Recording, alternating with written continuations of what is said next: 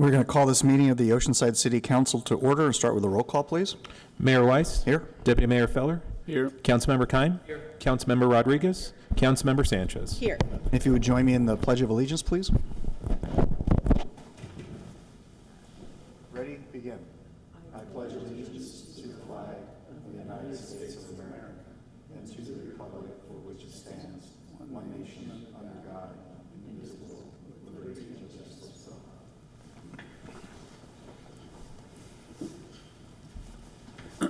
Mr. Mullen? Council met in closed session earlier at 3:30 to discuss item 1 on the closed session agenda, conference with labor negotiator involving the status of negotiations with the Oceanside Fire Association, Oceanside Fire Management Association, Western Council of Engineers, management employees of the city of Oceanside, and the unrepresented employees. There's no action under the Brown Act to report. There was no meeting on item 2. Thank you. At this time, we'll go to our consent calendar, and I'd like to council know that items 7, 8, and 9 have been removed. So that would leave 4 through 16, with the exception of 7, 8, and 9. Councilmember Sanchez? Move approval of the balance. Second. We have a motion and a second. Please vote. Why did we pull 7? 7 was asked to be removed by the applicant right just late this afternoon. Motion approved, 5-0. That will go to item 17, which is our second quarter financial services report.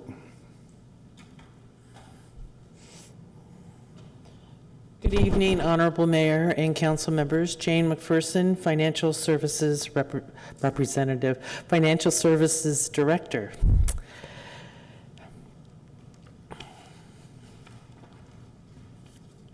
There we go. So I'm here tonight to present the second quarter ending December 31st, 2019 financial status report and budget adjustments and transfers.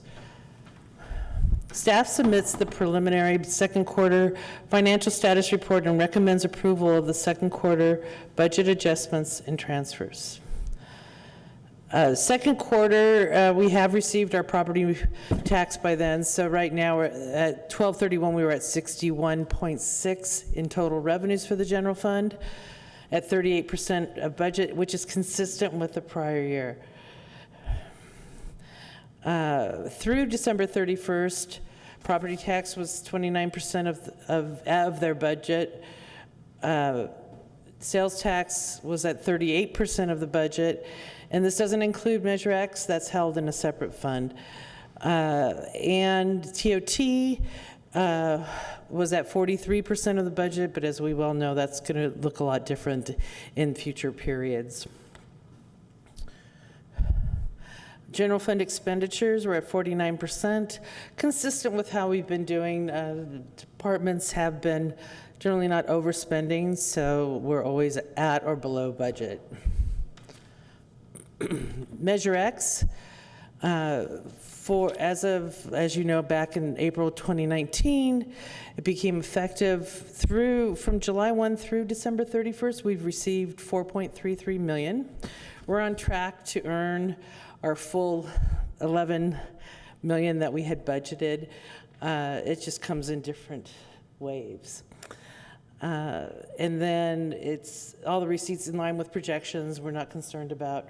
At this time, sales tax is going to be okay for this year as far as we can tell in the projections. So that won't affect our Measure X.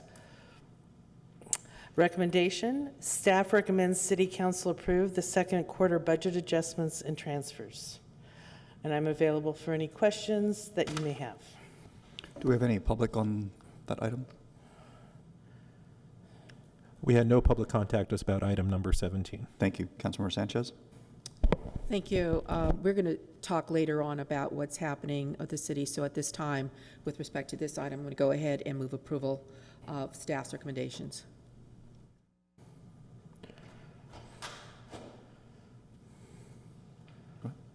I'll second.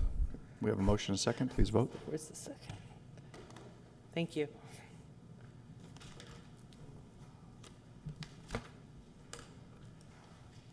Motion approved, 5-0. With that, we'll go to item 18, which is for the council to receive a report on our current state of emergency. Our Here we go. Just wiping everything down here. city manager. So I have an oral report for you today, Deanna Lorson, City Manager, Honorable Mayor, and Council members, to give you a status update on the COVID-19 actions. This is an update since the information that I provided last week. I'm not going to reiterate all of the actions we had taken as of the update that I provided a week ago. Our Emergency Operations Center is now at level 2. It's primarily in a virtual mode. We're doing most meetings and such via conference call. We're also hosting daily directors' calls and daily Emergency Operations Center planning meetings to coordinate our efforts. As you're all aware, it's very fluid, and so we are monitoring announcements at the federal, state, and county level, as well as trends in other cities, and we are monitoring compliance in Oceanside and adjusting wherever we have areas of concern. In terms of public information, we have sent 16 news releases since March 1st, with another one planned for this afternoon. On social media, we've made 43 Facebook posts, 62 Twitter posts, 23 Nextdoor posts since February 27th, and we have in the tens of thousands of followers on each of those social media channels.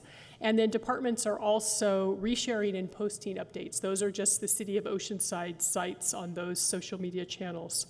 We're also updating our dedicated webpage frequently. We have a link on the homepage, so it's easy for all of our residents and business owners to find information, and we have added 3 more pages of information in the last week.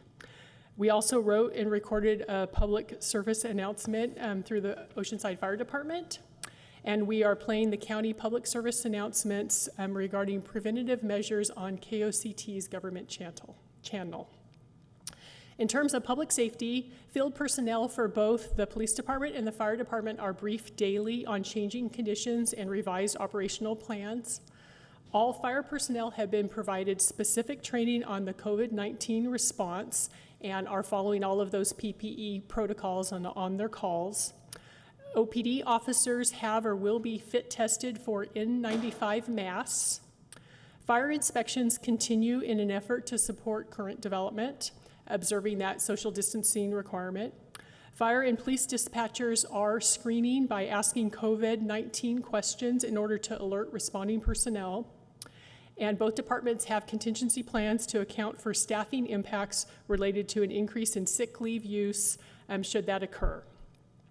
To ensure a healthy workforce, the fire department has implemented daily temperature taking for all on-duty personnel, and OPD is looking at a similar practice. Fire department has also established an inventory system for medical supplies to ensure an adequate supply and just-in-time ordering. All departments have prepared their continuity of operations plan, and that's been has been implemented. That plan identifies critical, essential functions. It is a living document, however, and so we're adjusting on a daily basis as conditions change. Departments have developed staffing schedules such as A and B shifts or rotations in order to limit the number of staff in the office at any one time or on any one shift in order to limit exposure. And as many personnel as possible are assigned to telecommute from home. And a few non-essential positions have been sent home. All city buildings are closed to the public except for deliveries. And city business is being conducted remotely, online, via telephone, meetings by conference call, with very few exceptions where we have a requirement that we have to do something in person. And then the police department is monitoring complaints related to business closures, large gatherings, and social distancing. In terms of budget, COVID-19 is expected to impact both the current year and the next year. As media has reported, the country is officially in a recession. We expect reduced property tax revenue as homeowners are unable to pay or they pay late. We expect greatly reduced transient occupancy tax revenue for the 3rd and 4th quarters of the current fiscal year and then into next year.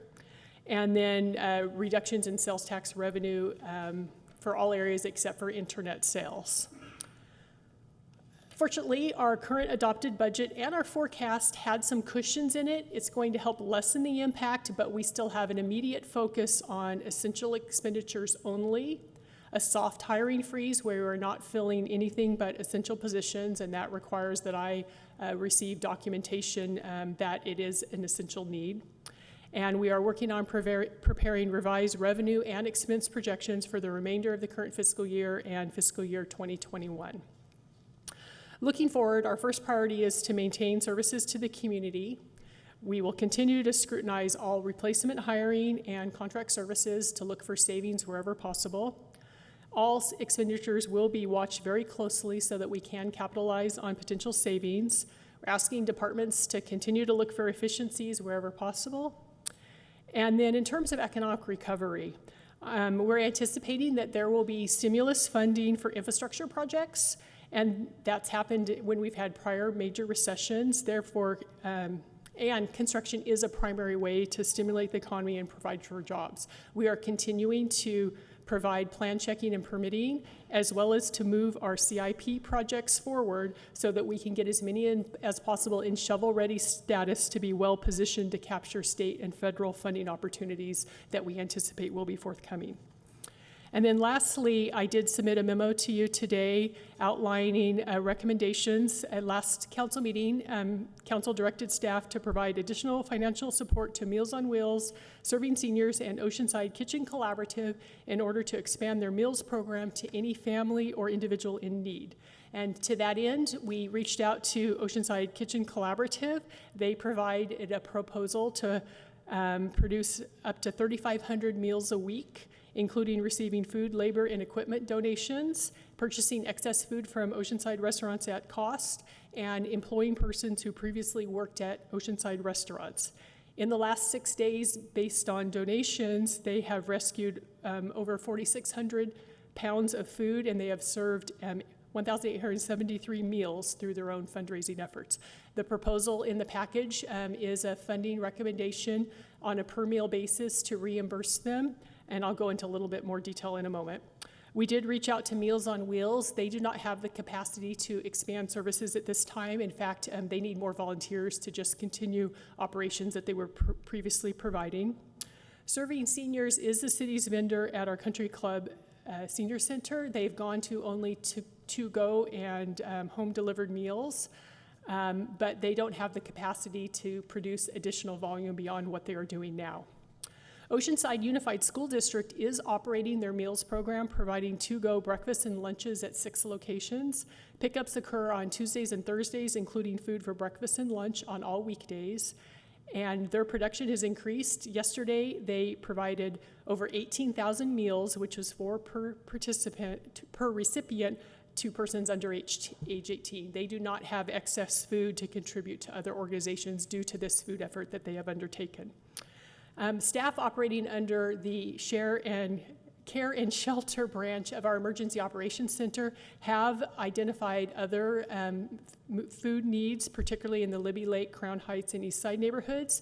And reaching out to restaurant representatives, there is a desire to have restaurants that are still open prepare to-go meals that then could be delivered to some of those needy families. That would help the restaurants to continue to provide jobs and have an income stream.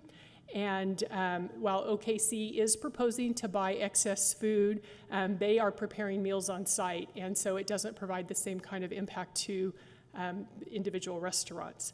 Staff believes that there is an additional need in the community that could provide a benefit to restaurants in that business sector, and so we are recommending an initial appropriation of $50,000 to be administered within staff procurement limits at a per meal cost not to exceed $11 to deliver emergency food to residents through partnerships with local restaurants. The cost would be similar to OKC on a per meal basis. And so with regard to Oceanside Kitchen Collaborative, or OKC, we're requesting authorization to execute a contract for up to 3 months to fund startup costs not to exceed $12,200, weekly funding not to exceed $37,697 based on 3,500 meals a week, not to exceed a total of $464,000 for the 12-week period. Compensation would be provided on a per meal basis, so if they produce a lower volume, we would only pay for the lower volume, and they would be purchasing excess food from Oceanside restaurants at cost. Secondly, we would like authorization for staff to develop the complimentary program that I mentioned to deliver or make available to-go restaurant meals to needy residents on a per meal basis, not to exceed $11 per meal, with initial allocation of $50,000, and then appropriate $514,564 to a non-departmental account from our general fund assigned fund balance to cover these two contracts. And we have verified that these both fit under the FEMA qualifications for emergency services. We would anticipate receiving FEMA reimbursement, although we know that that can be a very lengthy and rigorous process, but we will be prepared to have all documentation in place and try to recover 100% of that funding from the federal government. And so with that, I'm happy to answer questions and look forward to receiving direction. Mr. Navarro, what do we have for public on this item? On item number 18, the city clerk's office received 54 comments by email and 1 comment from Mitch Wolf by voicemail. These comments and voicemails will be made available on the city council's agenda website. And we have all received them as well. Deputy Mayor Feller? Thank you. That's fantastic, and none of those spoke against the C. OKC. OKC. I want to say KFC so bad, but I think that's a tribute to what Valley is doing there with that service that we are providing, and I believe that there's a great heart moving in this city to take care of the people that really need it. You said 18,000 meals by the school. Is that a week? That was what they did yesterday, which was their meals for Tuesday and Wednesday. So 4 per recipient, approximately 6,000 or so recipients. Okay, so they can only get their meals on those 2 days. They're not doing them. Right, they are to-go meals, so when they come to pick it up, they received bagged meals for breakfast and lunch for the time period till the next pickup. So on Tuesdays, it's for 2 days, and then on Thursdays, it's for Friday, Monday, and the following Tuesday, I believe. Okay. Another question I had is, have we laid off our furloughed people? We have furloughed hourly extra help employees, so those employees, work as needed, and where we don't have them in essential positions, they have been furloughed. Any full-time employees who are not needed are on paid admin leave. And that is another thing that we approved earlier was your policy for that. Correct. Yeah, okay.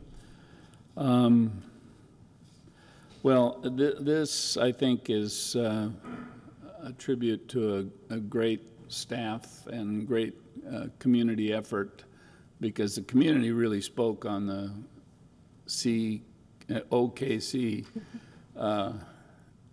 and I believe that that's a very positive thing going forward. So I will move approval of your needs for this presentation. So, Councilmember Sanchez?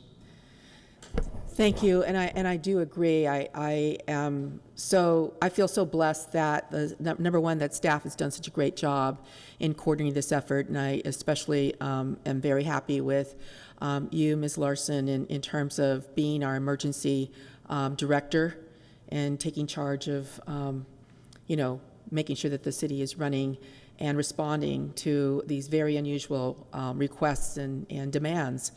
And as to the community, I have seen so many people volunteer to help with, starting with Oceanside Kitchen Collaborative, of course, Valley and Heather, but also in terms of the homeless resource folks in helping to deliver the food, actually helping to get donations and get delivery of food all over Oceanside, our senior communities.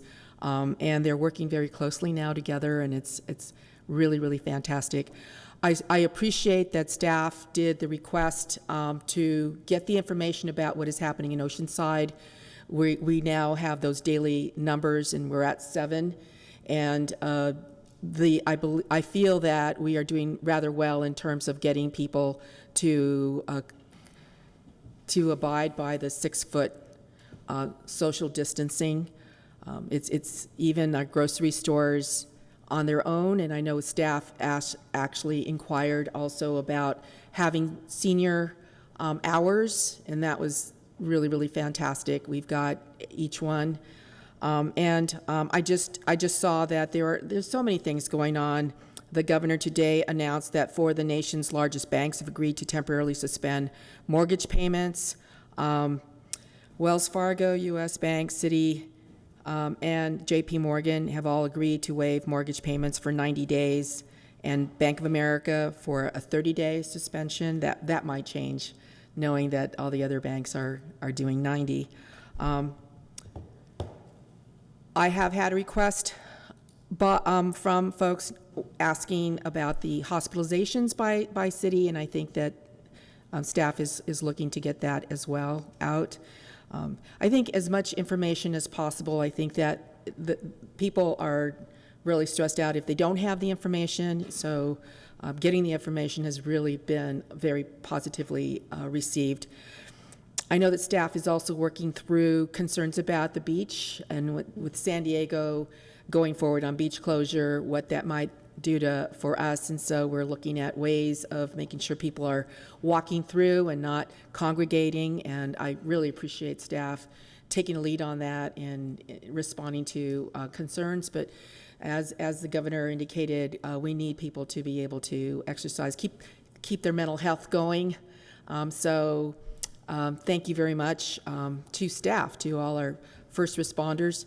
I have had a request from hospital workers that they are seeking out help with respect to childcare. They're not wanting to have to make that decision about whether or not, because of the school closures, whether or not they should stay home with their kids or go to work. And if the graph was sent out last night for the first time about how we're doing, and it is going up. For the numbers, it's looking steep. So our county is, I know, trying to prepare for the ultimate demand for the capacity of the hospital beds and ventilators and all that. So really appreciate that we're out there. I know folks want to have more testing done, and I know that there is just not enough to do the kind of testing that we'd like to do. But we also have companies in Oceanside that are going through and doing testing to come up with vaccines, and it's really, really exciting that that's happening within Oceanside. But it is going to take a while. So I do appreciate very much staff's recommendation, and I'm going to be seconding the motion. I don't think there was a second yet.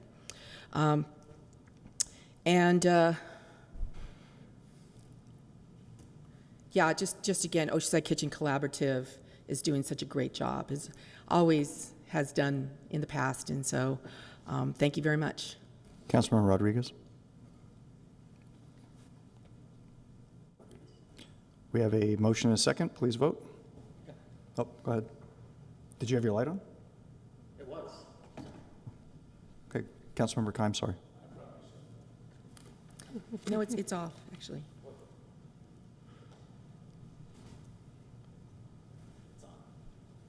Councilmember Kime. Real quick, thanks for touching on our budget. I think we have a lot of concerns ongoing for our budget, but I think we're on the right track to start collecting information depending on how long this lasts.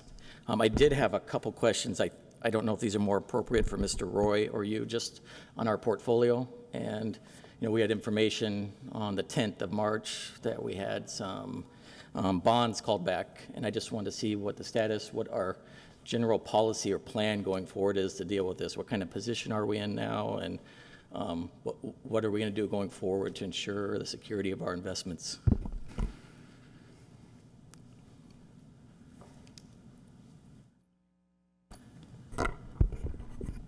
In specifically regard to this, the COVID-19 crisis.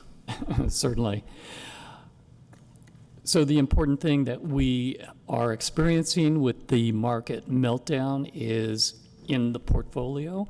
We have a large position of callable bonds. I inherited that coming in as the elected city treasurer. Those normally don't all get called, but in this circumstance, they have basically all been called. So over a period of 6 months, we're going to experience week by week, month by month, the bonds being converted. We get our money back, but those bonds get reissued at lower interest rates, so we don't make as much money. But our portfolio is still healthy. Okay, so what are we looking at as far as a loss of interest on those bonds? How much in bonds are we called back, or you anticipate being called back? We're anticipating we're going to lose half of the accrued interest. Normally, we would get about $7 million interest. We're looking at about half for the fiscal year. Okay, so how much bonds, what's the figure of bonds that got called back? And is there, what do we do going forward? Do we reinvest that right away, or do we wait for higher interest rates, or what's a good plan going forward? I think it's good for all of us to have some certainty, especially with our portfolio in the near future. Right. Well, that's a work in progress. We're working on that right now. Okay. So we won't have an update for you right away, but trust me, we are working on it. We are making proper investments, and you'll see that in the review that will come out at month end. Okay. So I'd heard a number of, it's 100 million in bonds that were called back. Is that accurate? Approximately. Okay. All right. But you think we'll be in a good enough position? I mean, what is, from now until the end of the year, what's our actual loss to the general fund that we're going to see? We're going to go forward with this kitchen collaborative, and it's a substantial amount of money, and we need to make very. Well, we don't have a hard number right now because they're staggered, and Okay. the callables mean that the bond issuers want the cash. They want to cash out instead of paying the higher interest rates, to pay it lower, which they're eligible to do on the callable portion. We have a lot of bonds that are not callable as well. There's no hard number on that right now because the bonds will successively get returned, Okay. as they're called, one by one, and we won't have the hard numbers on that right away. Okay. Thank you. I appreciate the update on the email.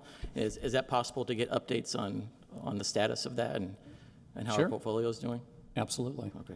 Thank you. As far as the OKC, I think what staff has done, it's a tremendous program. I think the point of the OKC contract was twofold. We need to provide a resource for our vulnerable residents and have that tool available in case, depending on how long this goes, and get the food out to seniors, anybody vulnerable that needs it. But also, we want to be able to give our restaurant workers, provide some relief to our restaurant workers, and other businesses. And I think we've done that. And we also hopefully can recoup some of it with FEMA money, or all of it. Is there any way we could add into this? Because I think a lot of people that are going to need help can afford to pay. And if we can add something like that in so we can make it more sustainable, I would imagine some of the issue is just not being able to get out of the house or not having the ability to get it. If we could recoup some of that and make it more feasible. Councilmember Kime, Mayor and council members, yes, we can include that in the scope of work of the contract that you're authorizing me to execute. Okay, and I saw, so the initial numbers, that since it's per meal, we don't have to go to that maximum for the full 3 months. It's just what our needs in the city are, right? So we could go substantially below that or in between there? Correct. Currently, the need is at that higher number, Okay. but depending on the duration of, the issue, that will help determine what the actual need is. And if other food sources start becoming available, people don't have the need, then the number of meals served could go down. Okay, I think that's important to realize we have that flexibility to, so if we do need that resource, it's very easy, it's already in place, and we can get those additional meals, but if not, then we can save that money as well. So I can tell you this, through the process of this, it has been one of the most encouraging projects I've been involved with so far, with the collaboration between the restaurants and almost, I think, unanimous support with council. It has been a bright spot in this. I think in these situations, everyone pulls together. I know the OFA, Oceanside Fire Association, and the Police Officers Association, they realize that they're working, and it's tough right now, but still they know that they appreciate our businesses, and they're going out and buying meals from our restaurants to help them and also take care of their employees during this time. So thank you very much for your hard work. Mr. Mullen? Mayor and Council, when you ratified the declaration of emergency last week, there was a question raised about a temporary moratorium on rental and commercial evictions. I did indicate I would have more information for you on that today. We have actually agendized a meeting for tomorrow at 2. I know you're aware of that, but for the benefit of the public, we will be considering that ordinance tomorrow at 2 o'clock. We were hopeful the governor would be taking action on that today. My understanding is he did not. So the executive order that allows you to take action on it, we will be considering that tomorrow again at 2 o'clock for both the introduction and the adoption of an urgency ordinance, and that would require a 4/5 vote of the council. Thank you. Councilmember Sanchez? Thank you. I just want to announce that we just got the numbers through today, and the number of positives are now 297. So in Oceanside, we stayed the same, seven positives. And again, the tests are basically for those who are really needing them to confirm so that they can be treated with, and again, we don't have any medicinal response yet, just to help people breathe. The ventilator's very, very important, but they have risen to 297. Thank you. We have a motion and a second. Please vote.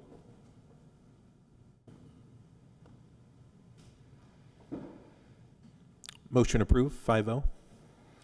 With that, we will go to item 19, which is discussion regarding the certification of the referendum protesting the ordinance for North River Farms. Mr. Navarro?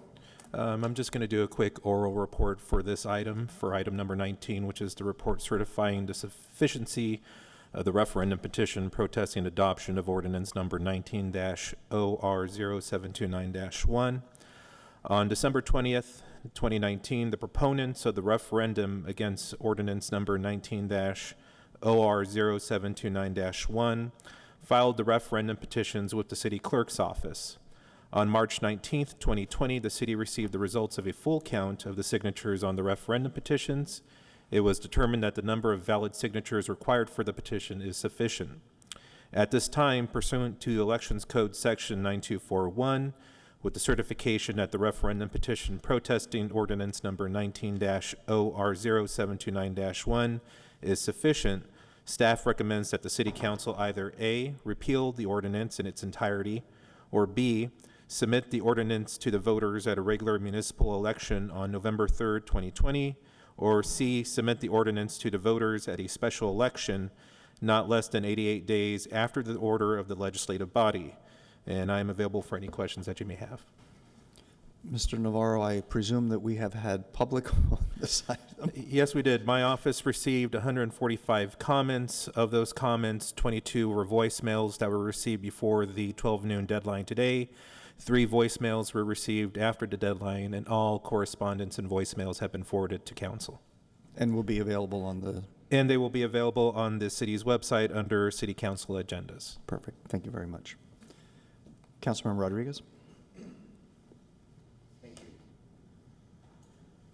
I didn't comment on the last item for the time, but these are very uncertain times, so I'd like to thank the residents of Oceanside for sticking together and working to provide safe access to food, staying late, stocking shelves, homeschooling your children, and just in essence supporting our community during times of trials where you see true colors, and I'm really proud to be an Oceanside resident and to be up here serving, as I know my colleagues are as well during this time.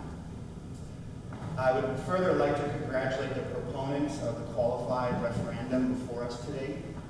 Their hard work, organization, and passion paid off in collecting, from what I understand, more than 12,000 signatures to do just what their name suggests, let the people vote, with the goal of placing this item on the November 2020 ballot. I fully support the proponents' efforts to allow Oceanside to vote, and I refuse to let them down. I support the voters of Oceanside enacting their constitutional right to vote, so I make a motion to move forward with placing this on the November 2020 ballot. Councilmember Sanchez? Thank you, and I believe it was over 12,600 signatures that were gathered during December, during a really, really rough time. It rained a lot. It was during the holiday season, and I do feel that that our residents want to vote on this. I did get, and as we received these comments, obviously the first thing that our residents would like to hear us do is entertain a motion to see if the council is willing to go ahead as it can to change its mind and basically vote today to repeal the zoning amendment. So I wanted to ask my colleagues if there's any support for that, because certainly I think that would be something that we ought to consider first. So is there any support for that? Do I see? Well, I'm going to then go ahead and second this motion. I do feel that November would be a much better time than having a special election. Special election, of course, would cost money, and we are, or more money, and we are in a very difficult time right now. There are even primaries throughout the country that are being put off because of concerns about whether or not voters would be able to exercise their right to vote. So I just want to say that people who were exercising their rights to the referendum were received attacks, and I heard about them. It's not clear who paid for those, and I just want to say I hope that we can, in going forward, avoid that whole situation. And I know there are passions by the developer, but you know, and certainly passions by this community who I feel have really voiced their opinion about this project during the hearings as well as after the hearings and with the referendum. So I am hoping that we will not have kind of like the misinformation that went out. You know, campaigns do sometimes horrible things to try to mislead people, but bottom line is, I believe the way the question is going to be framed, will be framed on the ballot, will be, shall this amendment be adopted by the city, which is the zone amendment that would allow for this housing project.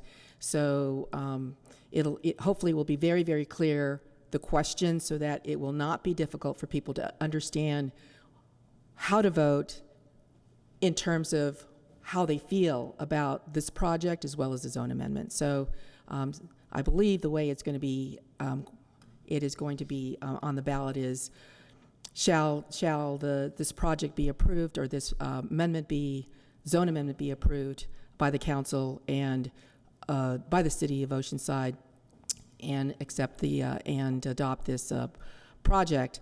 So if a yes would mean yes, North River Farms would go forward, a no would mean no, we don't want this project to go forward, and we do not want this zone amendment to go forward. So I'm going to go ahead and second this motion for now. Thank you. Deputy Mayor Feller?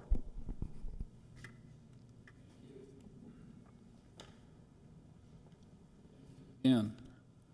12,623 signatures and 2,130 were found not valid, so 884 were not counted. They got to 9609, and that was literally as far as they needed to go because they had 9609 valid. So it's still a significant number for the short time, and I would say that's a yeoman's chance, a yeoman's effort on the part of the signature gatherers.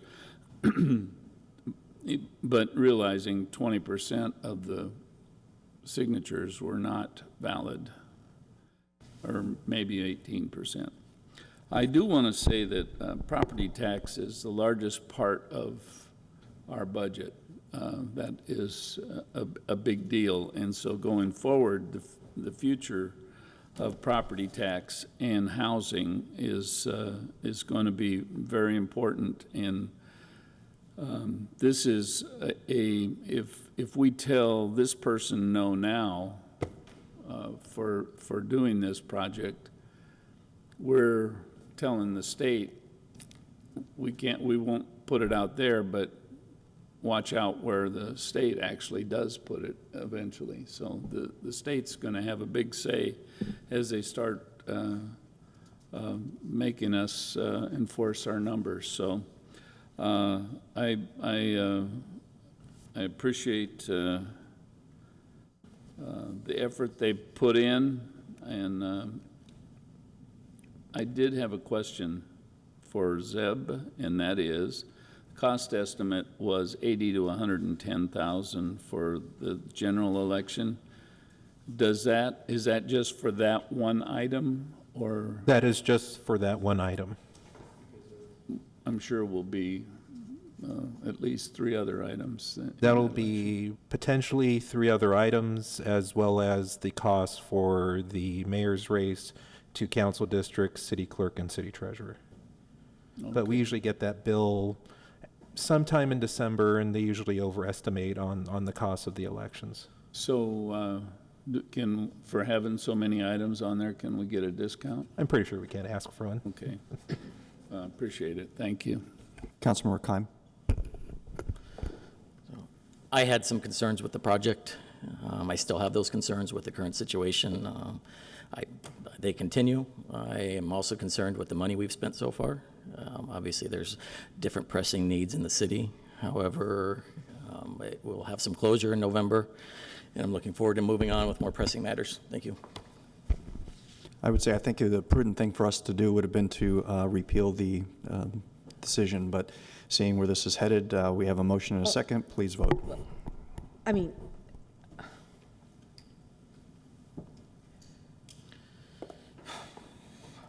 Peter, do you want to discuss that? Because you don't want to discuss it. All right.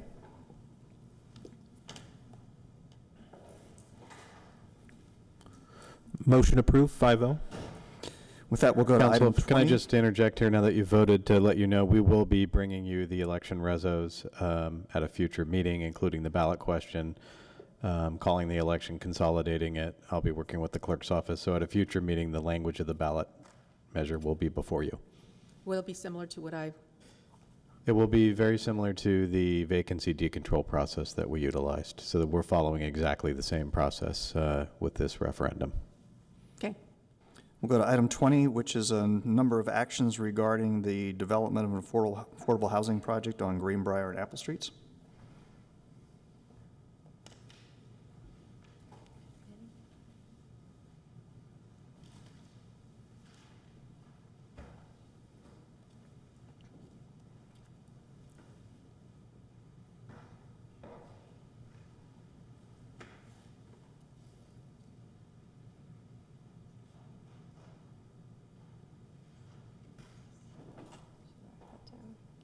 Good evening, Honorable Mayor and council members. Do I need to wait for a moment?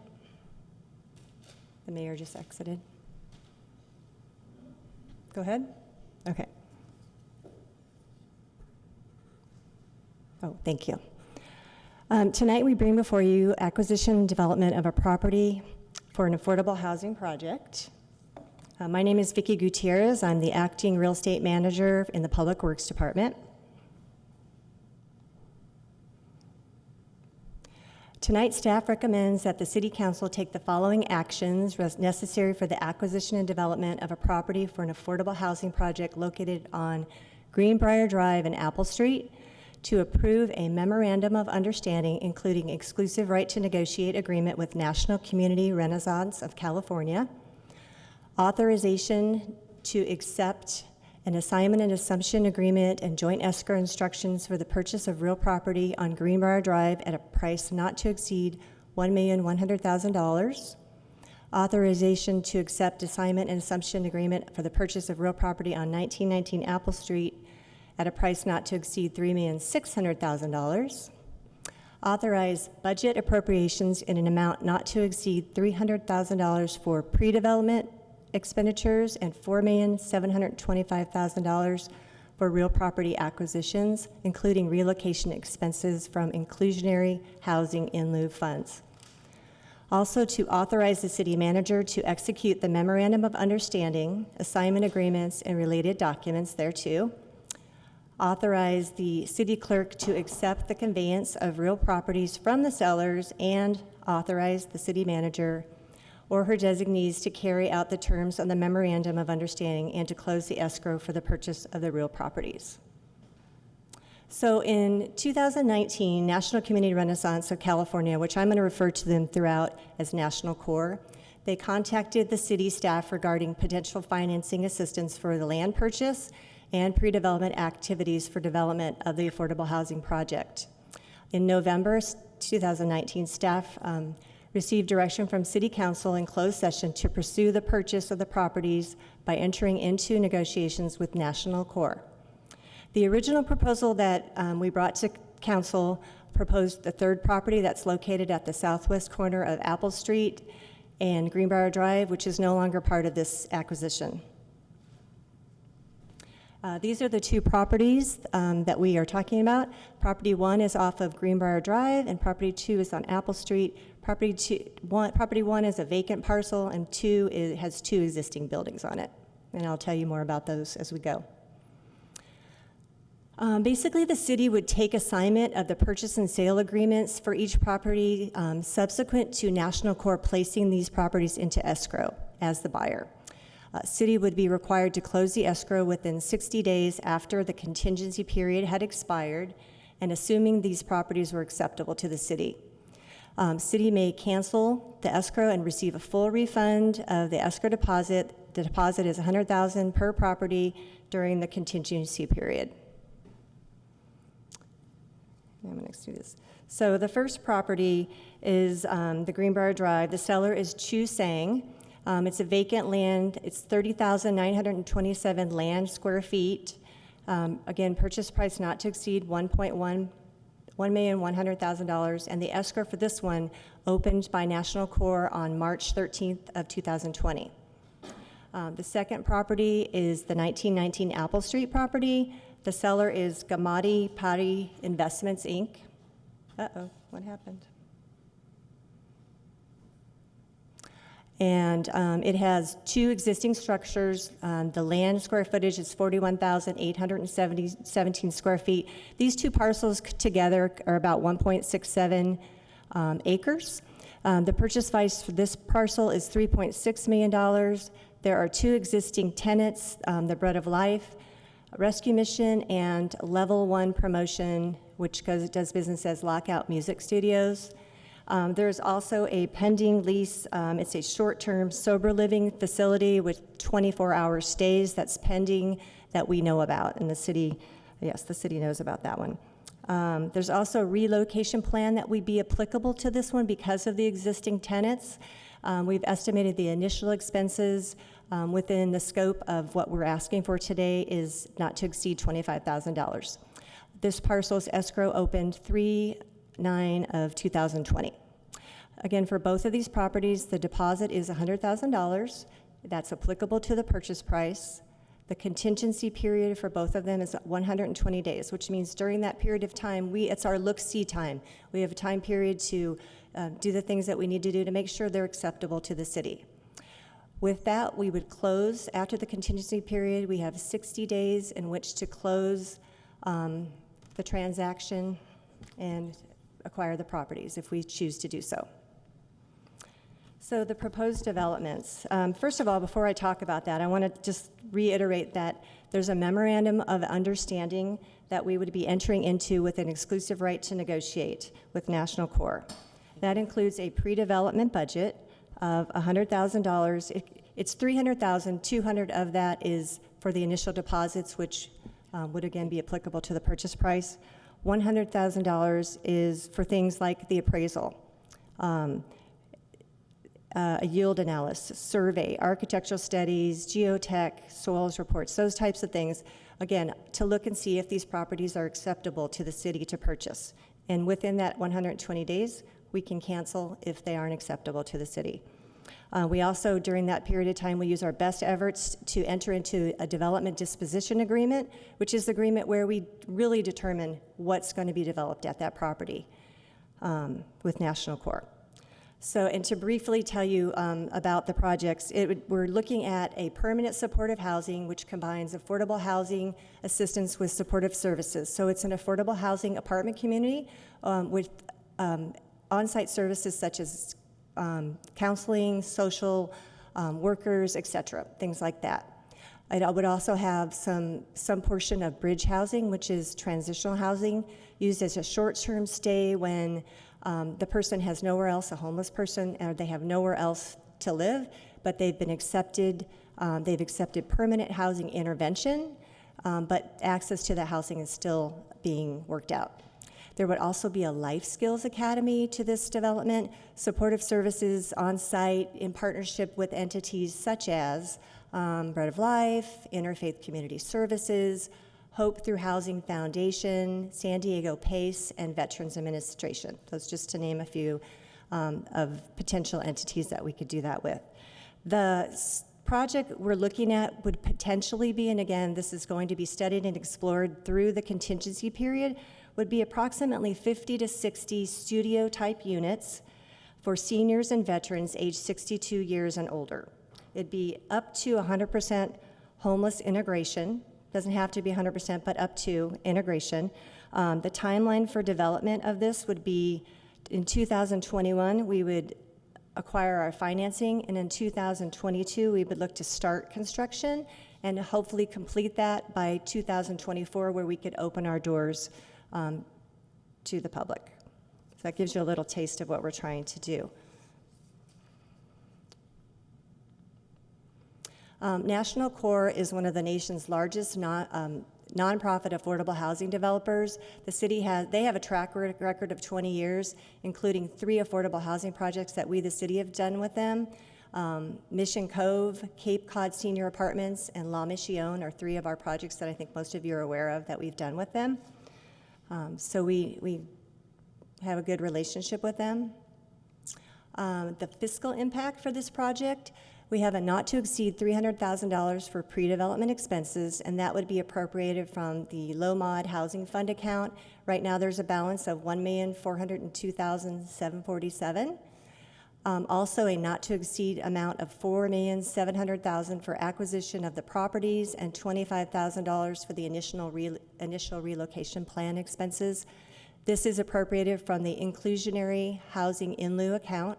It has a balance of $6,072,146. Our recommendation is that, for the City Council, is that you approve a memorandum of understanding, including exclusive right to negotiate agreement with National Corps, authorization to accept the assignment agreements and escrow instructions for the purchase of the real property on Greenbrier and Apple Street, authorize budget appropriations for pre-development expenditures, acquisitions, and other associated expenses, authorize the city manager to execute the memorandum of understanding, assignment agreements, and any related documents to that, authorize the city clerk to accept the conveyance of the real properties from the sellers, and authorize the city manager or her designee to carry out the terms of the memorandum of understanding and close the escrow for the purchase of the properties. And that concludes my presentation. If you have any questions, I'm happy to answer those. I also have a video from the developer, so I'm happy to play that first, or you can ask your questions first. Do you have a preference? Don't see any questions. Okay, let's go ahead and play the video.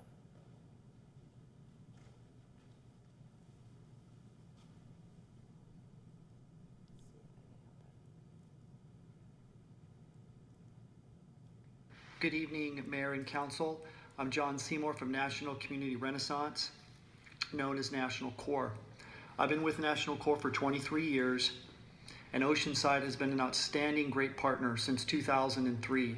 We have had great successes, certainly not without challenges, but overall a very solid track record of partnering 3 times and collaborating for Mission Cove, La Mission Village, and Cape Cod Senior Apartments.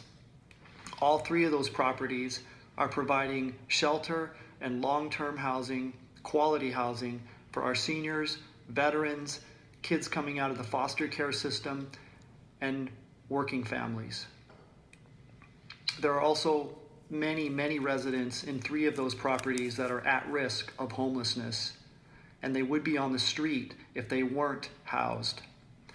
Tonight, you have the opportunity to move forward with a 120-day exploration period to work with City senior leadership and a quality developer and quality case management service providers to determine what the best use would be on this property. What we're thinking about doing on this property is a combination.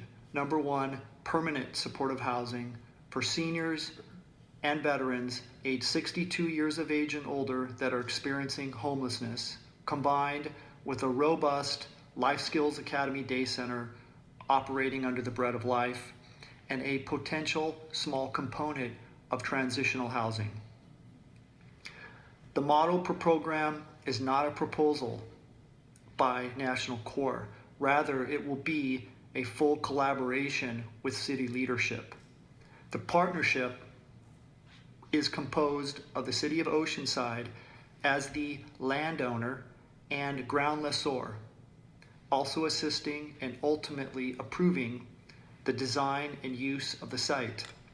National Core would be the developer, property manager, and general manager of the development. The Bread of Life's role could be to own and operate, like I said, a wonderful Life Skills Academy Day Center for the community, as well as an appropriate amount of transitional bridge housing. Hope Through Housing Foundation, a National Core sister nonprofit, would bring a variety of services to the residents. San Diego PACE, all-inclusive care for the elderly, would be focusing on helping seniors and veterans continue to live in their apartment homes and delay the need for long-term nursing home care and prevent hospitalizations. PACE also provides a long list of other specialty care services. Interfaith Community Services would be the main case management service provider. They have a proven track record of success. And finally, the Veterans Administration would be involved. The site, on an interim basis, if you chose to close escrow after 120 days, could be a winter shelter program for the rest of this year, 2021, and perhaps even a portion of 2022. This would provide an opportunity for uses on the site before demolition of the building occurred. That's a win situation for the city. National Core is not proposing a full-time shelter for the long-term use of the site, and we're not proposing a large-scale transitional housing on the site either, although we believe these are needed in Oceanside. What we are proposing is the opportunity for a collaboration with the city and other stakeholders to investigate over a 120-day period the possibility of closing the escrow and the possibility of building permanent supportive housing for seniors and veterans that are experiencing homelessness, in addition to a robust, excellent Life Skills Academy Day-Can Center, and perhaps again, a small transitional housing piece. Residents of permanent supportive housing are located and vetted through the coordinated entry system under the umbrella of the Regional Task Force of the Homeless. Prospective residents are then vetted once again by National Core Property Management. And let me be clear that even under the Housing First policy, National Core manages the property. We manage it, while the Housing First model does in fact loosen initial applications and the vetting guidelines. It does not in any way, shape, or form absolve nor excuse violations of the lease. While there is an appeal and counseling protocol under Housing First, if compliance with the totality of the lease is not forthcoming by residents, we move to evict. There are hundreds of deserving seniors and veterans under the Housing First model that would be honored to live in affordable housing and ensure the rules of the lease are not broken. Today, National Core owns several hundred units under the Housing First model and several thousand units not under the Housing First model. Both are working fine with success. National Core has both of these parcels in escrow, and we've negotiated a fair and reasonable market purchase price. We have executed contracts in place with a nationally recognized appraiser with MAI certification and a robust track record of providing appraisals for large developers for tax credit financing applications in the state of California. In this business, we sometimes hear people saying that we should hold off on buying land when we believe we are heading into a recession. The city is not a market timer, but rather a long-term investor. It is most difficult to achieve site control in any cycle of the economy in the city of Oceanside because of the coastal nature of Oceanside. And it's certainly impossible to time the stock market, let alone the real estate market. Owners of land and buildings are smart. They don't want to sell in a down market, and most just simply hold. At Core, I have had much experience acquiring land, and I can tell you that the best time to acquire land is when the money is available to acquire the land in any real estate cycle. If these two contiguous parcels fall out of escrow, I can almost guarantee you that they will not be available later this year or next year or into the future. It has been extremely challenging placing these two parcels into escrow. We have been working diligently since October last year to achieve the escrows, and I'm happy to tell you that we have both locked tight in escrow with an assignment and assumption agreement approved by your city attorney and our attorney to move forward. The council would choose to close the escrow after the 120-day due diligence period if they chose to do so at all. I also extend the invitation for the mayor and council, if they would like, to meet with National Core senior leadership, including our Senior Vice President of Property Management, to discuss our management philosophy, protocols, and operations. Now let me address leveraging with your housing inclusionary fees. These fees collected by for-profit developers are your seed money to build new housing as a long-term investment of the city and the taxpayers. The fees were paid to the city by for-profit builders to help produce long-term permanent housing in the city. The short-term view would be to use these resources during the crisis on other non-build options. In fact, I think the city leadership understands the long-term view and game plan to not only meet your RENA needs as set forth by the state, but much more importantly than RENA needs is a long-term game plan to provide permanent supportive housing that will be repaid to the city. The inclusionary fees are borrowed, it's not a grant, they're loaned and they get repaid. That's the biggest bang for the buck. We will take the seed money and we will leverage it with Proposition 1 funds. The voters of Oceanside approved Prop 1 funds, and to this very day, the only Prop 1 funds that have trickled down to Oceanside have in fact been Mission Cove. Every inclusionary dollar will be leveraged at least 6 times. So I'm not talking about hundreds of thousands of dollars, I'm talking millions of dollars for this potential project. I hope the city can carry forth the flag of continuing to build high-quality affordable housing and making the hard decisions even during this crisis. We need to assist our seniors and veterans experiencing homelessness. The site could be used again for a winter shelter during this interim period for this year, next year, and maybe even into 2022. Now's the time to move forward and send the message that Oceanside is planning ahead to invest and provide a place of dignity, compassion, and safety with professional services to our seniors and veterans on the streets. Thank you and God bless.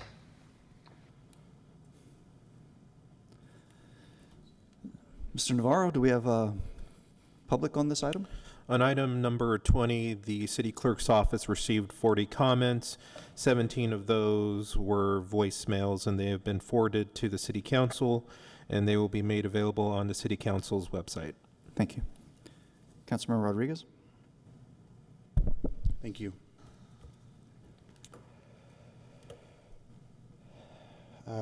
Where do I begin? So first and foremost, as a city, we've moved on policies to look at incentivizing and cutting back some of the red tape to make affordable housing creation here in our city not only a top priority, but a lot more practical and a lot more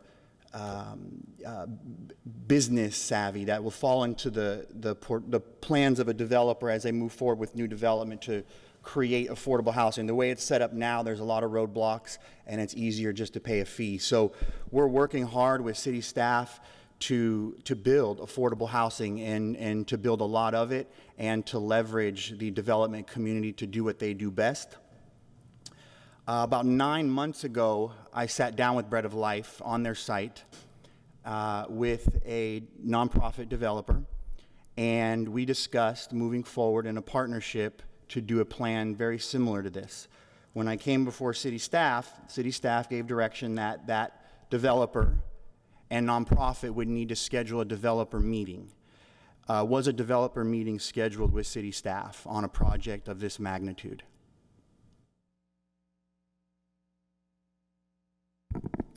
I am not aware of Councilmember Rodriguez, Mayor and council members, I am not aware of a developers conference being held yet, although I believe that is something that would be done during the proposed 120-day due diligence period. Got it. Why was that information provided to me in the conference room that a developer conference would be required first with city staff at that time, but in this model, it's kind of going backward? So, Councilmember Rodriguez, developers conferences are optional. We highly recommend them so that developers can understand all of the development pros and cons of a particular site, what the conditions will be, but they are not a mandatory requirement. Okay, got it. Thank you.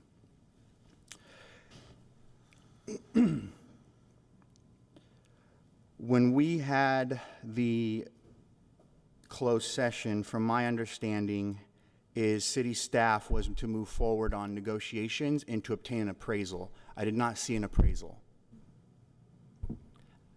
I believe that Vicki addressed the appraisal, and that will be done during the due diligence period. One has already been initiated.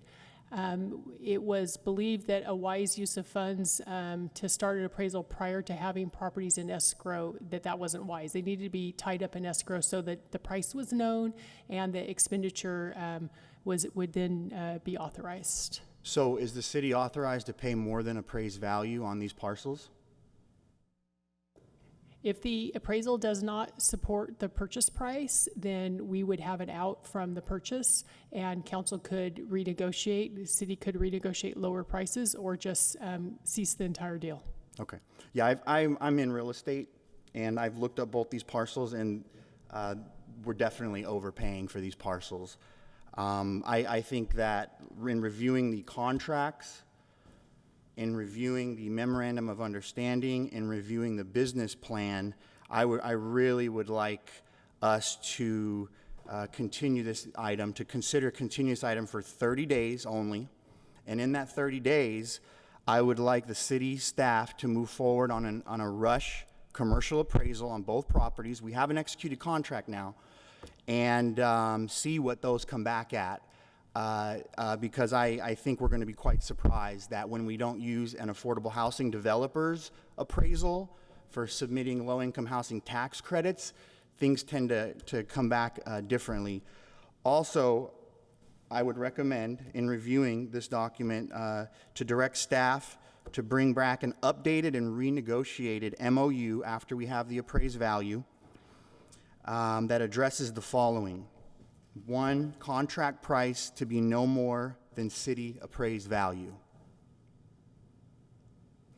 Number 2, City of Oceanside will not cover the $300,000 of post-acquisition development planning. This developer is looking at, as an affordable housing developer, they get paid very well.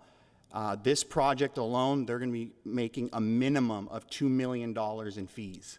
Okay, so this is their business, and they're moving on a business venture, and we're subsidizing the whole thing with them having zero skin in the game. And I think that is unwise of us to move forward on. The City of Oceanside, I recommend, will only refund the $200,000 of earnest money deposits after the 365 days of their due diligence period and exclusive rights. If they decide, hey, we don't want to do this, then we refund them their $200,000. If they provide a plan and come back with a game plan and everything's in compliance, then that's their investment and their skin in the game for us partnering with them and pretty much using up our entire in lieu fee fund.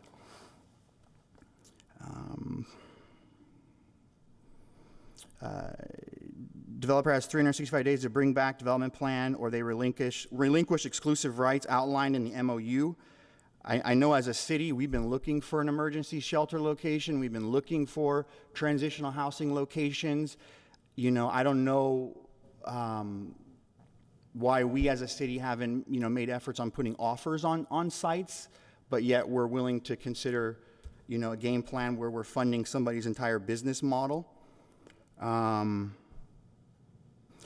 Lastly, or actually I have 2 more items. Staff to ensure that this acquisition and plan conform with the general plan.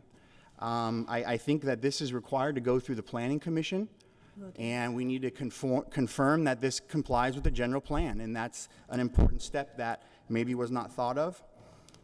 And the last item, which is a very, very important, there's a lot of nonprofit developers out there that would love to have an opportunity at this.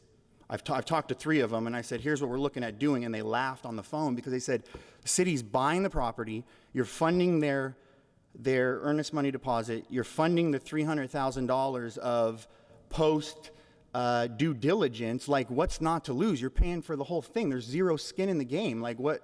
That's like a developer's dream.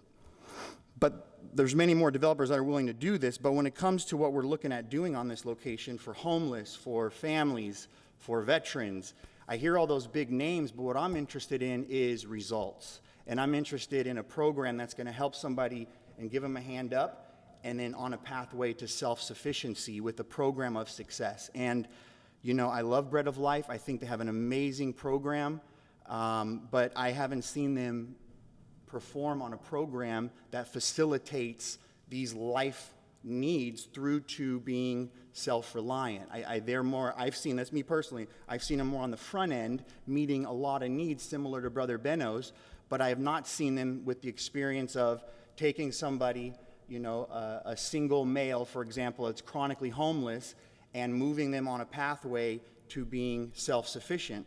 And so that's where I'm really curious, and that's where I think we really need help in our city. And the way this is written up, I didn't see any plan or terms that this developer was listing or that you listed that ensure that what you're saying is not just going to turn into another $600,000 per unit affordable housing project that helps, barely anybody for millions of dollars. And so what I would like to see is the potential of negotiating that, hey, whoever manages this, the services here, an RFP needs to be issued for that. We need to take control as a city on a program that works. And, you know, that will take somebody that needs help and transition them out to be self-sufficient. So that's all my comments. Councilmember Sanchez. Thank you.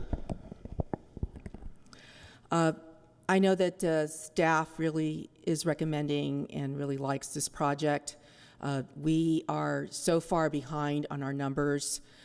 We have actually on this dais already talked about beyond this, this emergency situation that we find ourselves in, that we are going to be going forward, we're going to survive, and we're going to continue.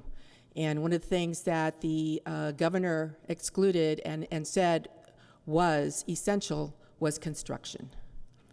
So I believe that this is still a good time. In fact, this is such a good time because we're talking about our homeless. This is something even before the situation, the COVID-19, before the situation, we were in a very, very bad situation because we are behind on arena numbers. And we really, really need supportive housing, permanent supportive housing. When we decided to go forward in looking at this in closed session, and again, closed session only because we were talking about the price of land, and that is authorized under the Brown Act to go in closed session.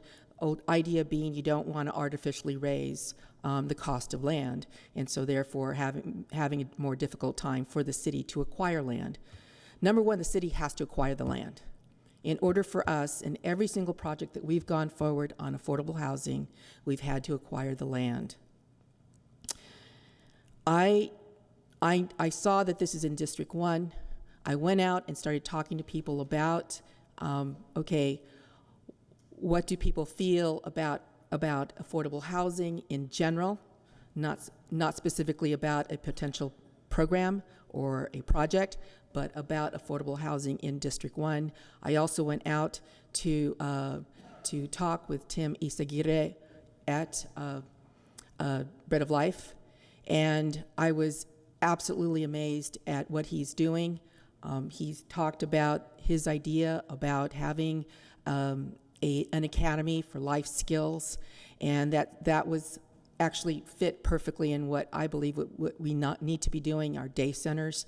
This would help us with bringing in homeless folks and getting services, getting referrals, and getting people into this idea back again, to this idea about coming in. So this whole idea about life skills and being really excited about the Bread of Life doing this with their successes in working with individuals, which are the most difficult homeless folks. And knowing that we have funding out there specifically for seniors and veterans, which a affordable housing specialist would be able to apply for. We are not talking about gifts from the city here. We're talking about loans. We're talking about funds that could be leveraged to millions of dollars. Millions of dollars. This is how we build affordable housing. And there is a great need everywhere in the county for affordable supportive housing. There's also a great need for bridge housing, and I absolutely appreciate that that is also part of this project, as well as life skills. So I have to, with all due respect, disagree with Councilmember Rodriguez. This is a good time. This is a very good developer that we've had really good experiences with. Affordable housing specialists do not make a ton of money, and unfortunately, and they do very good projects. I've spoken with the county, and the county is very interested in this project. I'm actually hoping that the county will actually contribute to this project because they are looking for projects for homeless projects. This would help us with our short-term requirements, which is to shelter the unsheltered before construction would ever begin, which would be maybe in 2022. And then that would buy us time to continue to address our unsheltered. Every one of us here has been getting calls and emails and, about the situation of our homeless that has gotten worse in the last couple of years. People think we're not doing anything. This is an opportunity to say, yes, we are. We don't have a lot of money in lieu fees. I grant that. But I do feel that this is the project that we need to go forward on, this and others.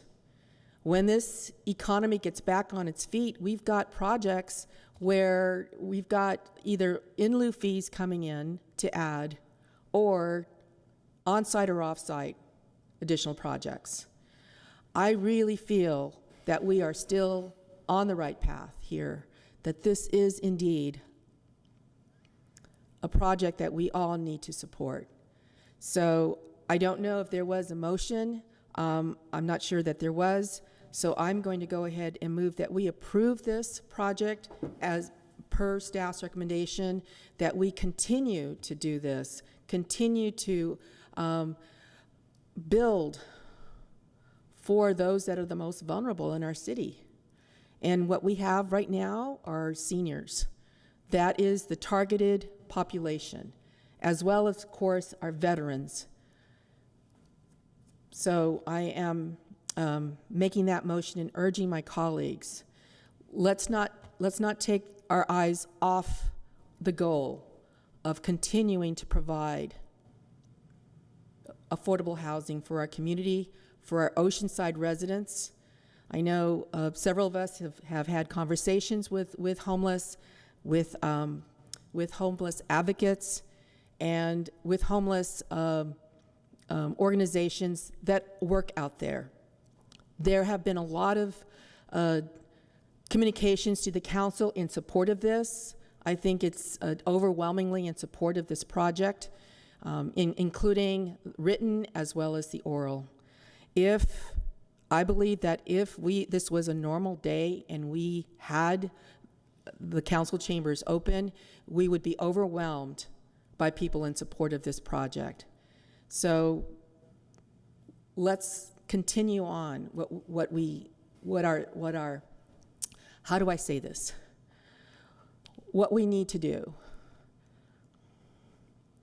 what we have to do to move our community in terms of quality of life forward. Thank you. Ms. Gutierrez, it's my understanding that the long-term project, not the next 2 years, would not include a partnership with Bread of Life. Is that correct?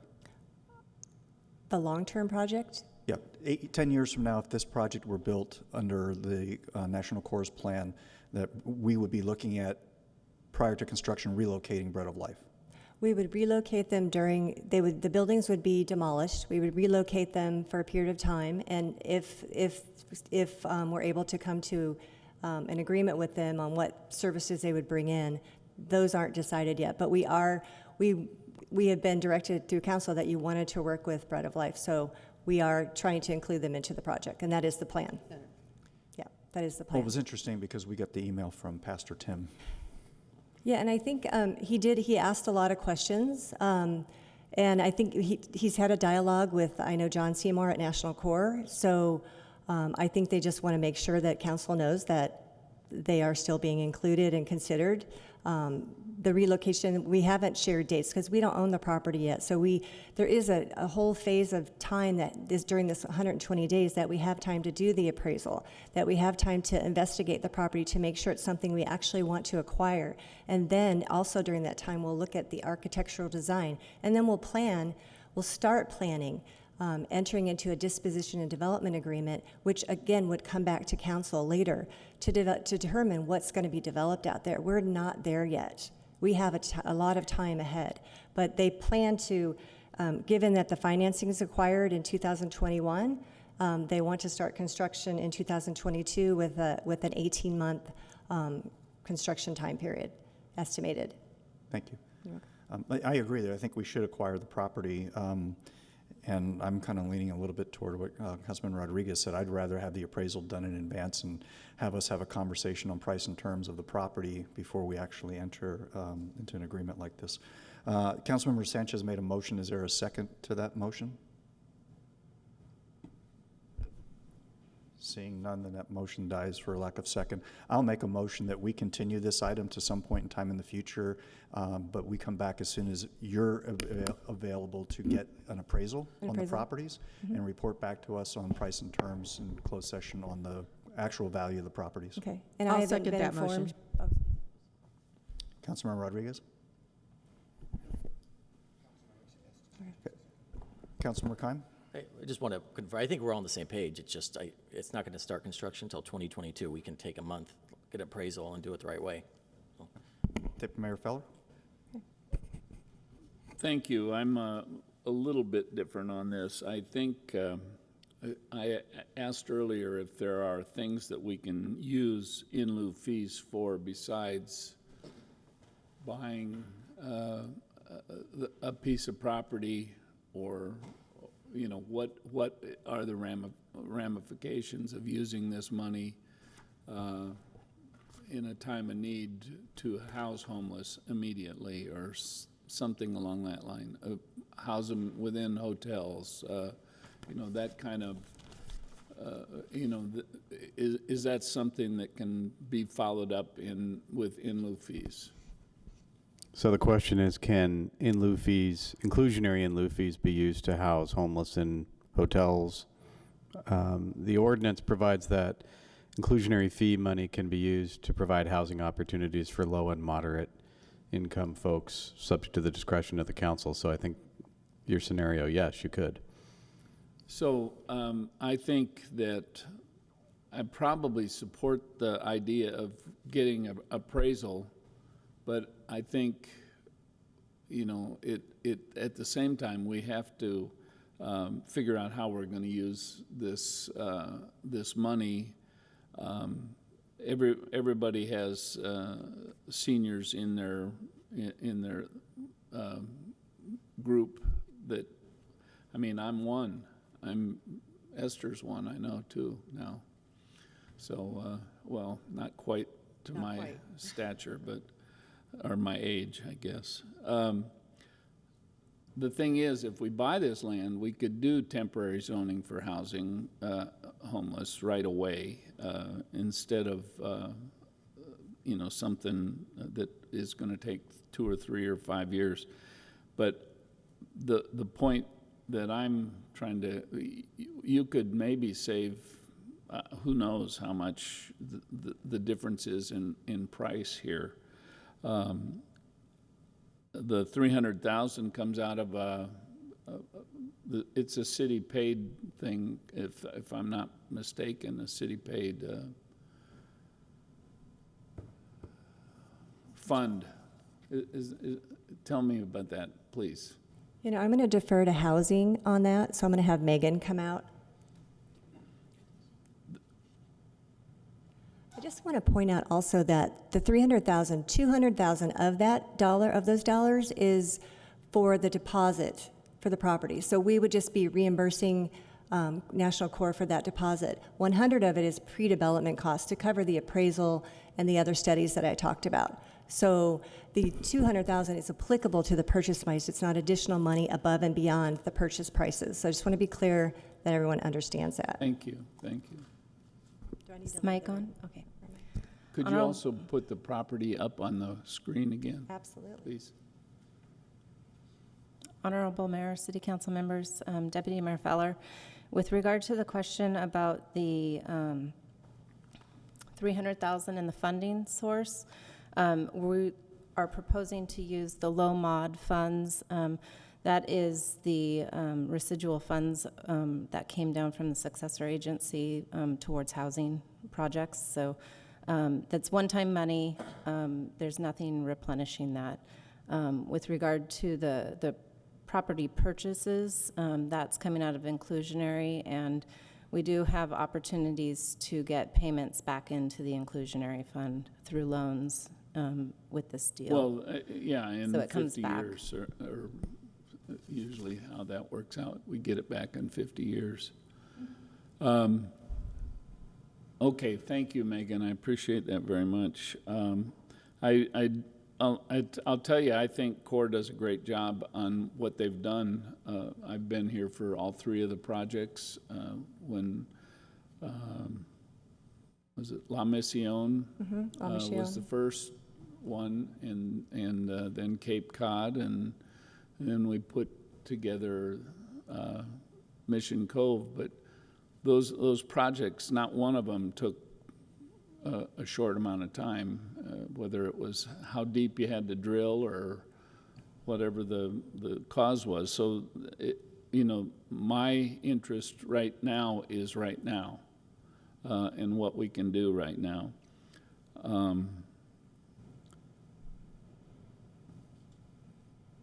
If we bought it? What happens to the tenants? They become our tenants. Right.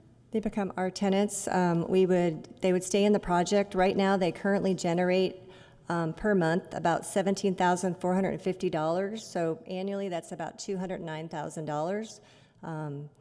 The the first tenant, the music tenant, is $3,450, and Bread of Life is currently paying $14,000 a month. So that money would continue to come to us until at such time we relocated the tenants. And I heard you mention something about sober living in your presentation. Is that somebody that's looking at moving in there? there's a potential pending lease that we're aware of. Okay. Deputy Mayor, that is the city's program. We're funding through Measure X to open a sober living facility in the city of Oceanside, and they have looked at this site as the location for that. So there's actually the potential, if the city were the landowner, we would have savings in the rent costs that they have budgeted towards that program. Right. I think we're looking at a lot of ways to skin the cat here, but I would say that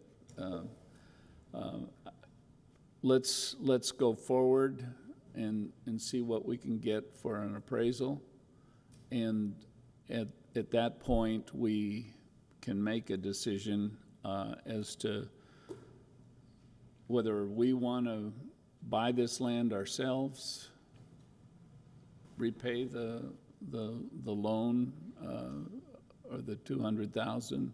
I don't know if that's how that works, but you know, that becomes part of the thing. It's not that I don't think CORE can do this. I just think that we need something now, and that is not going to happen now, in my estimation.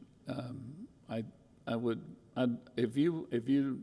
the properties that you see there, I mean, you can interconnect them and make quite a project out of that, and there's probably a height limit you could go to if for-profit builder built on it, or bought it from us, just so that we can do it. But I think this buyer's kind of been holding us, everybody hostage over there. They've raised the rent seriously on Bread of Life for these last few years, and so I think it would be good of us to find out. And I did want to say one last thing. 2 minutes. I only have 2 minutes left? Are you kidding me? We had one email that said, why did you do this in closed session? Well, there was nothing ever done in closed session that isn't out here and before the public right now. And the end. Councilmember What? Rodriguez? Oh. Go ahead. May I point out one thing? The two properties are in separate escrows, so if one doesn't appraise, the other one could appraise, and we can either do both together. National Corps is also interested if it could be one together or one individually, and they're still interested in doing a project there.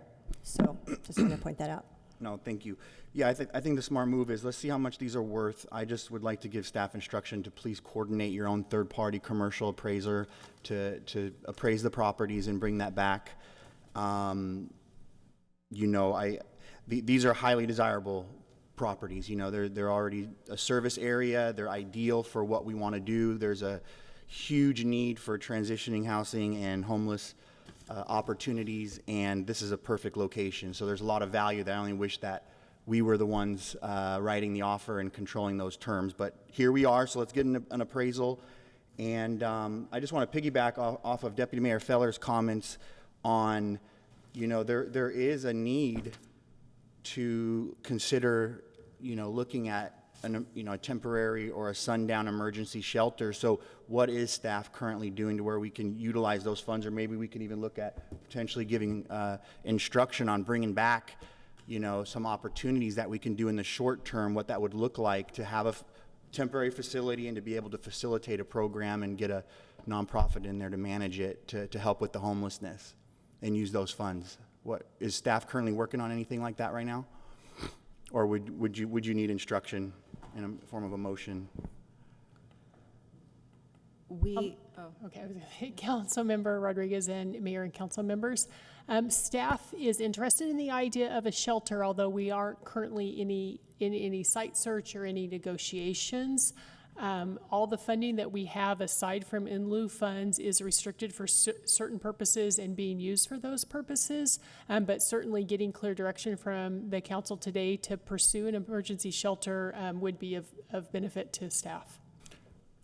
Is that something you want to have them move on to start looking in? Sure. Okay, yeah, and I would just like to open the door to even, you know, like a 2-year lease or a 3-year lease even set up. You know, it doesn't have to be a purchase, just to maximize funds and just locations and opportunities that, you know, public safety can get on board, city staff can get on board, obviously not really close to residential. Just how would we do a motion like this, or would it have to be bring it back because it wasn't on the agenda? So Yeah, it's not on the agenda, so obviously you're talking about a bridge housing project, but I think giving us direction to go pursue an emergency shelter at a different location is something outside the four corners of this agenda. But the city manager could place that on a future agenda and get your direction on that. That sound good?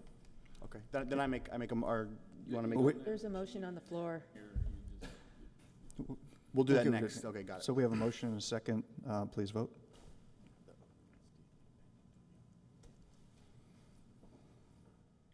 Motion approved, 5-0. You want to go ahead and make that motion?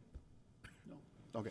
Just a motion for staff to just bring back information and opportunities of what it would look like to utilize those in lieu fees for the creation of an emergency shelter within our city, and just what that would look like, and for further discussion in the future. Second. Councilmember Sanchez.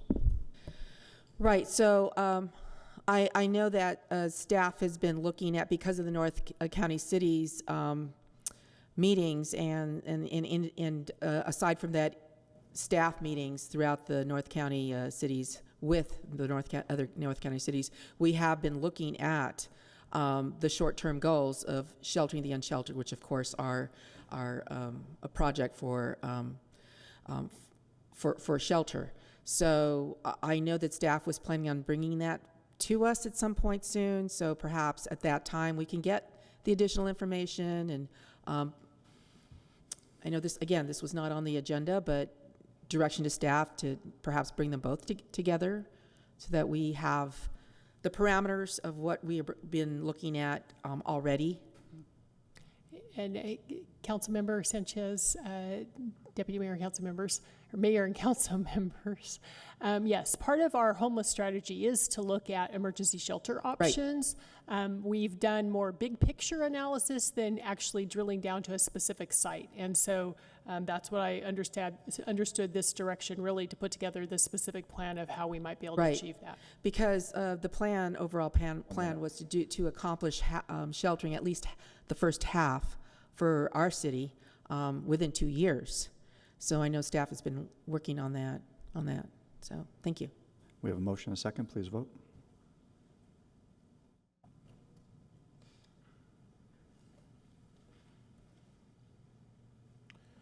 Motion approved, 5-0. With that, we'll go to item 21, which is our 6 o'clock public hearing item regarding the adoption of resolution approving the annual 5-year public housing plan. And I will open the public hearing and start with disclosures. Only staff. Staff. Staff only. No public. Staff.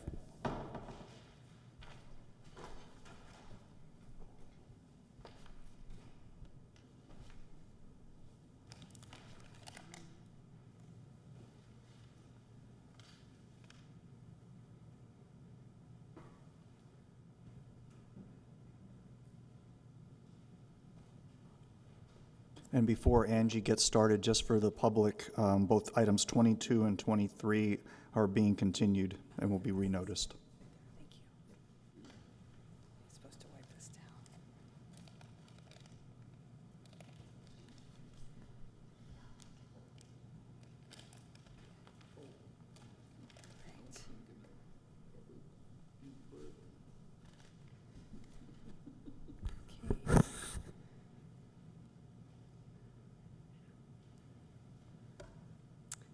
All right.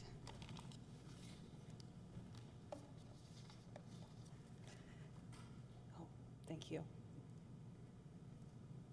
Thanks.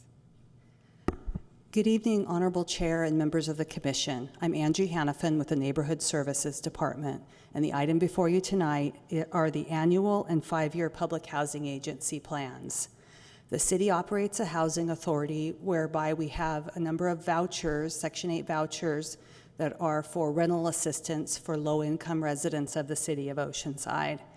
HUD, who provides funding for the program, requires that we come before you once a year and have a public hearing regarding these plans. So this is serving, of course, as the public hearing.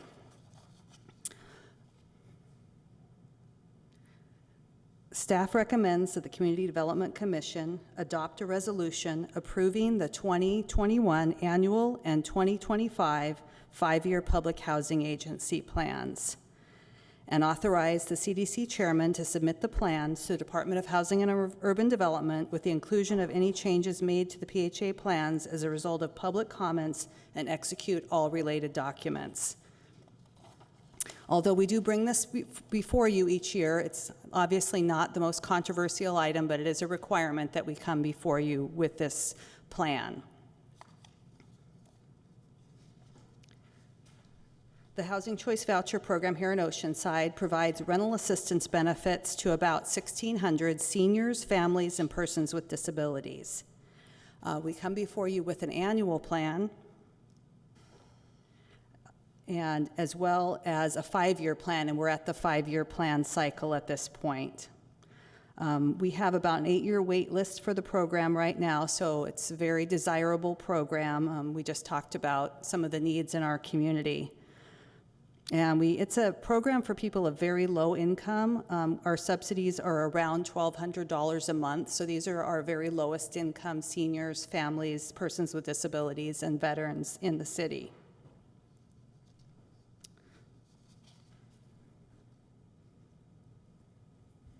I'd like to talk a little bit about, there's not a whole lot of changes since last year, but one of the focuses that we're going to have coming forward, or staff is proposing, is something called project-based vouchers. We've come to you about project-based vouchers in the past. What this means is that the housing authority enters into a contract with the property owner for up to a 20-year period, and the assistance is with the units. We did that with North Coast Terrace most recently, and if the project that you just heard about went forward, it's very likely that that would be a source of operations expenses.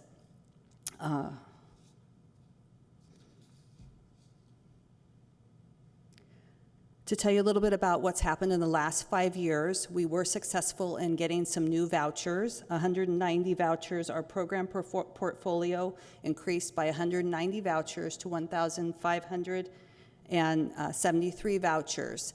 We received new vouchers over the last 5 years for homeless veterans, as well as persons with disabilities, non-elderly persons with disabilities. And those are focused on persons with disabilities who are homeless or at risk of homelessness. So those are, most of the new vouchers that we do receive are focused on the vulnerable populations that really struggle with housing in the city. We do receive a considerable amount of money from HUD to operate the program. It's about $21 million a year. Majority of that is direct payments to landlords in the city.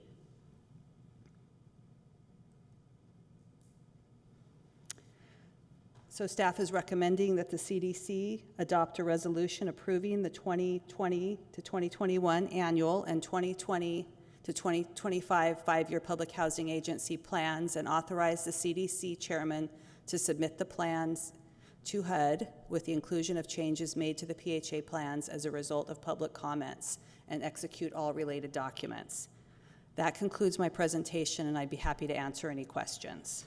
Thank you. Mr. Navarro, do we have any public? No items were received for this item. Councilmember Sanchez? Thank you, and I again want to congratulate staff for getting the additional vouchers.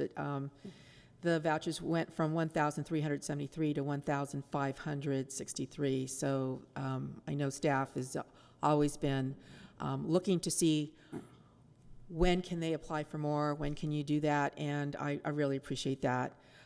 People listening to this probably are like very discouraged that it's an 8-year long list.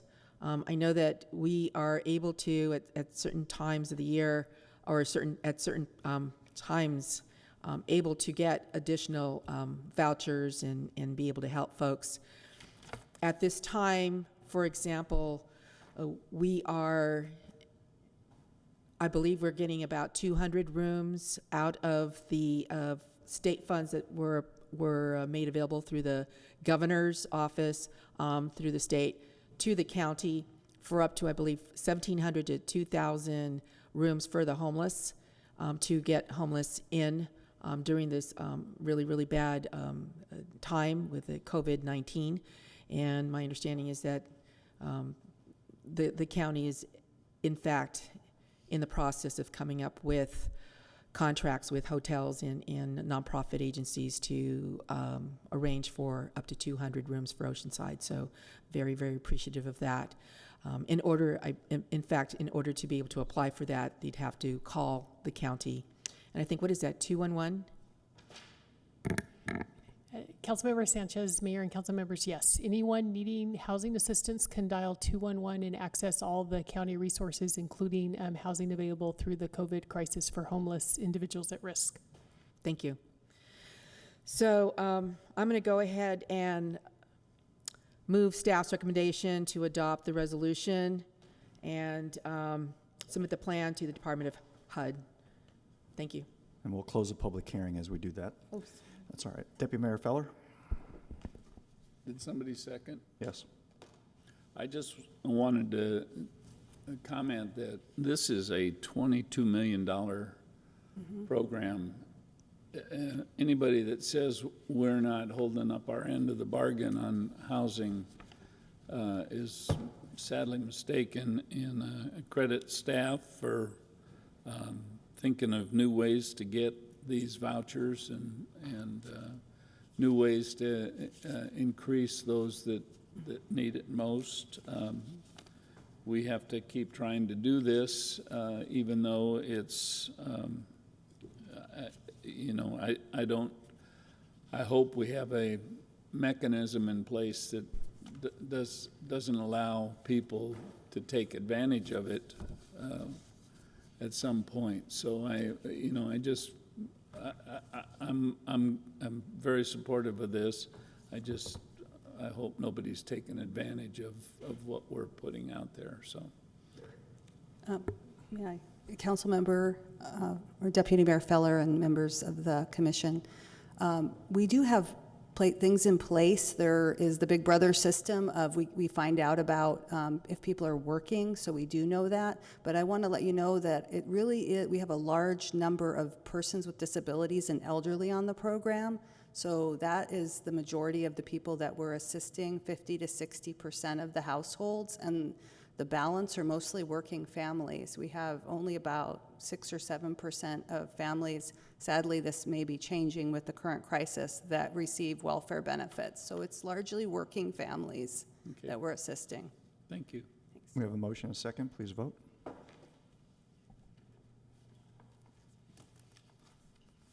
Approved, 5-0. Mr. Navarro, we'll go to item 25. Do we have comments? Item 25, we received 3 comments, one of which was a voicemail. All have been forwarded to council and will be made available on the city council website. Do we have any mayor or council member items? Seeing no Yeah. light. Right. Oh, we're still doing 26, right? Adoption of the ordinance? No mayor and council items. Oh, sorry. My apologies. Then we'll go to item 20. I'm sorry, Pete. I just wanted to mention that the transit district has cut back seriously on what they are actually providing because of, especially on the coaster, their ridership is down 70 to 80%. Throughout the system, so they've cut back on the number of trips. They've closed the coaster for the weekends. The Sprinter is still going full, but they are leaving they come in sets of 2 usually. They're only running 1 train now. All the bus system is on a normal schedule, and they're really working hard to maintain that sterile area inside the train, but it's not very hard to work on the, if you're down to 20% ridership, it's not very difficult to maintain that. What do they call that? Social distancing? Social distancing. OKC. Okay. Kentucky Fried Chicken. No, I'm just kidding. It's just, it's not very difficult for them to get that spacing. So, and that's probably until further notice, unless everything's better by Easter. So that's all I have. Mr. Mullen, item 26. Thank you. Item 26 is the adoption of an ordinance of the City of Oceanside amending the zoning designation for certain real property located at the northwest corner of Dixie Street and Gray Street from single-family residential to public, semi-public, PS Sandpiper Villa Zone Amendment. Councilmember Sanchez, Move adoption. Second. please vote.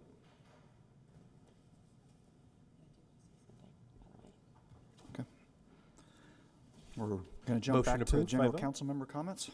Yes, thank you. Oh, that's what I thought you were asking for. I did.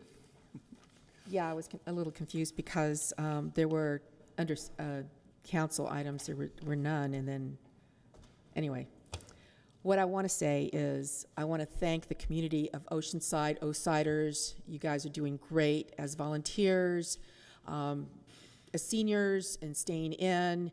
You've heard the directives from the governor that if you're a senior, and especially if you have an underlying medical condition, to please stay in. I've got a couple of people that I'm doing personal shopping for, so it's very, very important that we keep our numbers low, and I kind of feel like kind of proud that our numbers are remaining low at 7, even though we are a tourist town. You know, there was definitely an overlap between the time that the news started to come through, and then we had a reaction from government, higher levels of government, I should say. So we're going to get through this. Today, this morning, I listened to Governor Cuomo, and he talked about, you know, how we all care for each other, and for them, it was about, you know, New Yorkers getting through this. I'm going to say, Osiders, we're going to get through this, and you know, for all the people that are volunteering, thank you so much.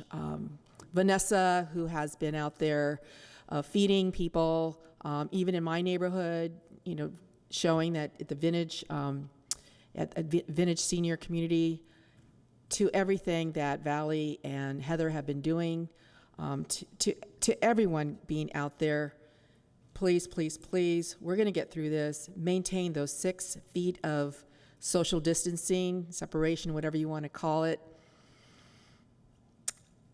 Staff had initially said that we were going to reevaluate on March 31st. I guess that's a little bit more fluid as we get directives from the county and from the state. I don't know if staff's going to want to say anything else about that, but we're getting through this, and I'm praying that we don't lose anybody in Oceanside. We have lost 2 people, one person who was actually from San Diego County, but who was visiting in a different county, and then yesterday we had our first county death.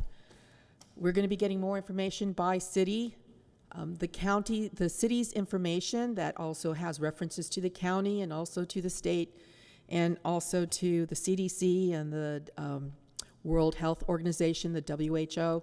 Those are all on the city's website. You get to the city's website, you can click on the coronavirus, COVID-19, and it will directly lead you to that page.